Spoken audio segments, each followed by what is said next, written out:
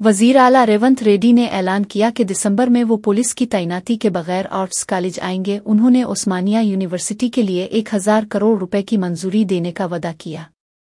रेड्डी ने कहा कि प्रोफेसर कुंडारम को दोबारा एमएलसी उम्मीदवार के तौर पर भेजेंगे। उन्होंने खबरदार किया कि अगर बीआरएस दोबारा इक़्तिदार में आई तो उस्मानिया यूनिवर्सिटी की हिफाजत नहीं करेगी। बीआरएस यूनिवर्सिटी की ज़मीनें लेकर प्लॉट्स में तब्दील करके फ़रोख्त करेगी। रेवंत रेड्डी ने तलबा और अवाम से यूनिवर्सिटी के तहफ़्फ़ुज़ का वादा किया। उन्होंने कहा कि सरमाया कारी और तरक्की के मंसूबे जारी रहेंगे। रेड्डी ने यूनिवर्सिटी के बुनियादी ढांचे और होलियत में बेहतरी के अज़्म का इजहार किया। उन्होंने यकीन दहानी कराई कि तालीम को तरजीह दी जाएगी और निजी कारोबार को तरजीह नहीं दी जाएगी। ये ऐलान यूनिवर्सिटी की मुस्तक़बिल की तरक्की और तलबा के मुफादात के लिए अहम कदम करार दिया गया।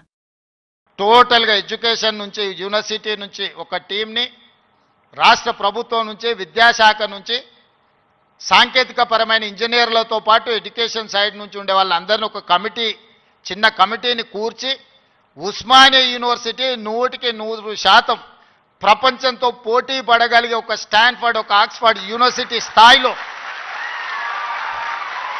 మనకేం తక్కువ 3 లక్షల కోట్ల రూపాయల బడ్జెట్ ఉంది। ఎవడో 1,00,000 కోట్లు కట్టింది కూలింది పోయింది, 1,00,000 కోట్లు గంగలో పోయింది, గోదావరిలో పోయింది। మీకోసం ఒక 1000 కోట్లు ఖర్చు పెట్టడానికి మాకేమన్నా దరిద్రం ఉందా? నేను స్పష్టంగా చెప్పదలుచుకున్నా,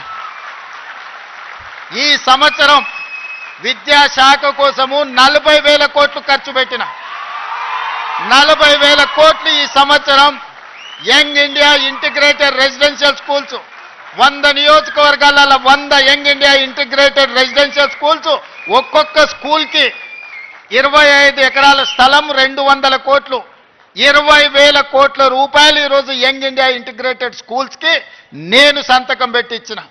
యంగ్ ఇండియా స్కిల్స్ యూనివర్సిటీకి 500 కోట్లు పెడుతున్నాం। యంగ్ ఇండియా స్పోర్ట్స్ యూనివర్సిటీకి ఈ రోజు 100 కోట్లు పెడుతున్నాం।